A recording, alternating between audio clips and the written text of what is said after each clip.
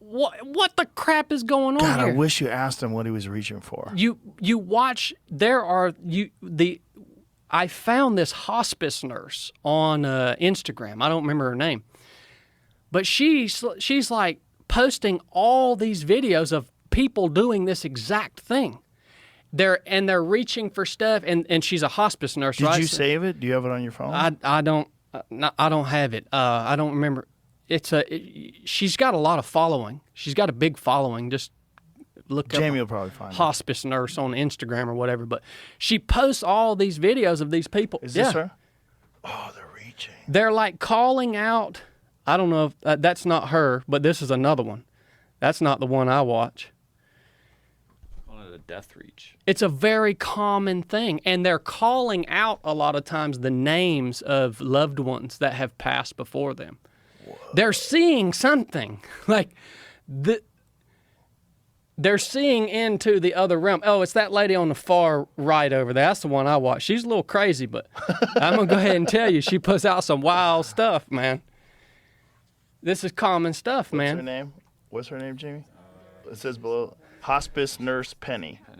Weeks before their death, when they're able to tell us what they're seeing, when they're able to tell us about these visions, they're almost always above them or up in the corner of the room. But sometimes as they get closer to the end of life and they're no longer able to communicate, we start seeing them reach into the air. So I'm convinced that when they are reaching into the air, they are reaching towards those people who they love, who have died before them.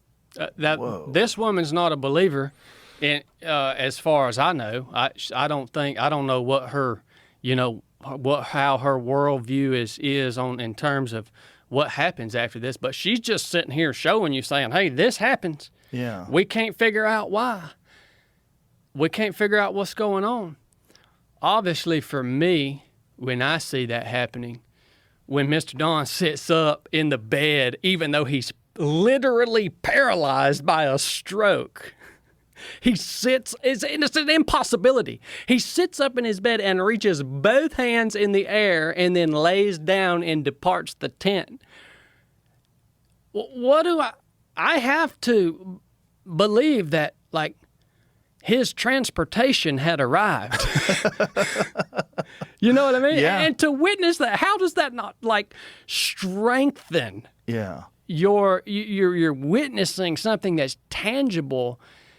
It's like, how does that not strengthen at least your faith that there is something coming after this? You know what I mean? Yeah. And there's so many stories. And the thing is, people have this arrogant assumption, and this is a lot of based on academics and science, and this belief that we have all the answers to reality, when we don't even really understand consciousness. We don't. Consciousness is a massive mystery. So this idea that we've got it solved, and when I hear people say, when you die, that's it, it's over. Like, how do you know? You're just saying this. You're just saying this. That is as much of a belief system as any religion.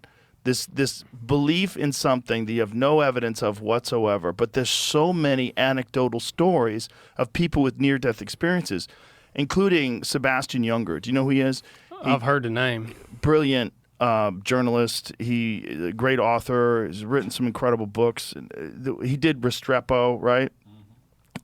Documentary about the war, and he's just an amazing, interesting, very, very intelligent guy. And the last time he was on the podcast, he was telling us a story about he had a medical emergency, some sort of it was like an artery burst, right, Jamie? Yeah. Something inside of his abdomen, and he was bleeding out on the inside, and he was dying. And he got to the hospital and had this near-death experience that, like, very, very vivid experience, interacting with his father, like, just beyond anything that he would have ever comprehended, and came back with a completely different perspective on life and death and, like, what this is, and that there is something else. There's something out there. And people that have had near-death experiences or died and been resuscitated, they come back with the same fucking story over and over and over and over and over and over and over and over again. there's not a lot of variation. There's different interpretations of what they're seeing, but it all fits within the same framework.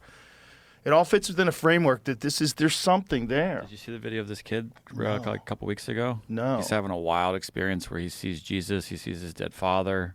Come on, man. Says it's beautiful. Why is this kid? I miss my mom. My hair case. I think he was sick and he's coming out of surgery. I don't know the exact story on what was happening to him. Jesus. This video goes on long. It's a 10-minute video, but Whoa. He's in a dream. He's dreaming. Yeah, he's dreaming all right. Yeah. He's seeing into the next realm. Yeah. I want this hot chicken. Yeah.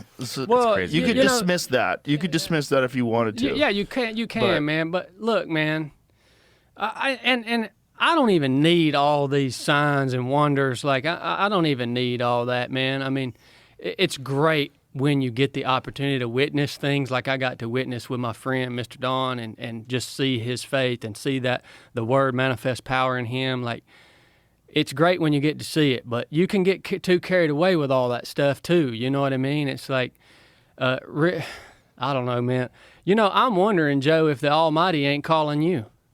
Calling me how? On the phone? Calling you, man. What do you mean? In what way? I'm just wondering.